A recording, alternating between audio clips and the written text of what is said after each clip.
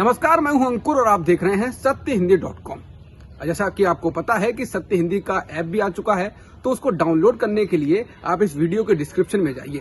वहां पे आपको एक लिंक मिलेगा, जहां पर आप अगर क्लिक करेंगे तो आप वो ऐप डाउनलोड कर सकते हैं। अब एक नजर डाल लेते हैं अब तक की खबरों पर। जम्मू कश्मीर में डिस्ट्रिक्ट डेवलपमेंट काउंसिल यानी डीडीसी के चुनाव के नतीजों में गुपकार गठबंधन ने काफी बढ़त बना ली है। निर्दलीय उम्मीदवार बेहतर प्रदर्शन कर रहे हैं और तीसरे नंबर पर हैं, जबकि कांग्रेस चौथे नंबर पर चल रही है। जम्मू कश्मीर से धारा 370 के खत्म होने के बाद ये पहला लोकतांत्रिक चुनाव है। ताजा जानकारी के अनुसार गुपकार गठबंधन 97 सीटों पर जीत की ओर बढ़ रही है। बीजेपी 70 से 72 के बीच झूल रही है। कांग्रेस 25 पर, अपनी पार्टी 12 और अन्य 71 सीटों पर बढ़त बनाए हुए है। जम्मू की बात करें तो बीजेपी 57 सीटों पर आगे है और गुपकार 37 से अधिक सीटों पर बढ़त बनाए हुए हैं। केंद्र सरकार के नए कृषि कानूनों के विरोध में प्रदर्शन कर रहे किसानों के एक समूह ने मंगलवार को हरियाणा के मुख्यमंत्री मनोहर लाल खट्टर को उस वक्त काले झंडे दिखाए जब उनका काफिला अंबाला शहर से गुजर रहा था।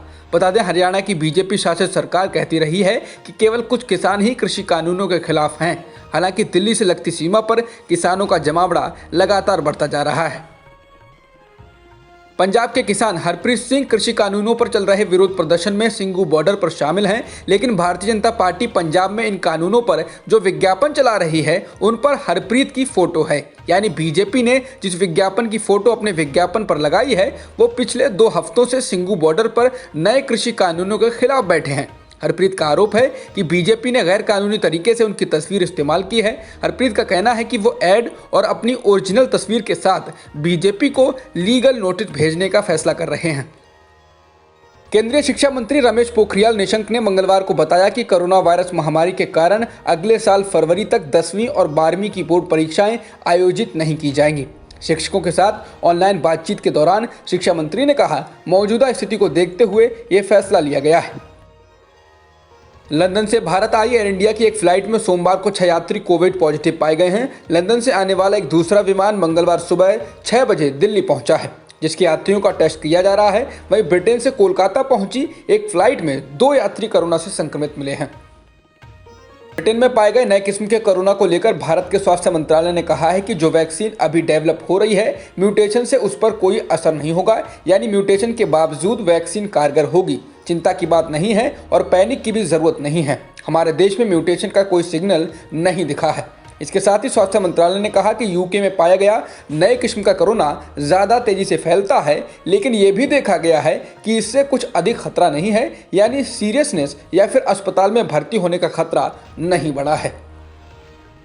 ब्रिटेन में पाए गए नए किस्म के कोरोना को लेकर टीका बनाने वाली कंपनी बायोनटेक ने दावा किया है कि वह कोरोना वायरस म्यूटेशन को मात देने या नियंत्रित करने वाली वैक्सीन 6 हफ्ते में बना सकती है।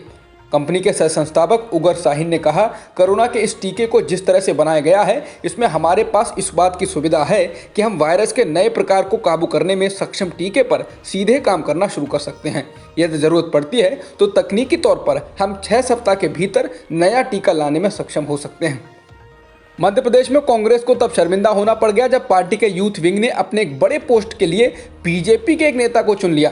दरअसल यूथ कांग्रेस के नए महासचिव का नाम जो चुनकर आया वो कई महीने पहले ही पार्टी छोड़कर बीजेपी ज्वाइन कर चुके हैं।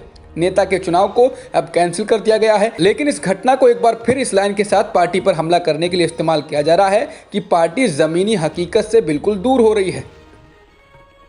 बंगाल की मुख्यमंत्री ममता बनर्जी ने केंद्रीय गृह मंत्री अमित शाह द्वारा बंगाल की अर्थव्यवस्था की आलोचना पर मंगलवार को फैक्ट चेक करते हुए कहा कि चूंकि वह गलत साबित हुए हैं तो गृह मंत्री को उन्हें ढोकला ट्रीट देनी चाहिए।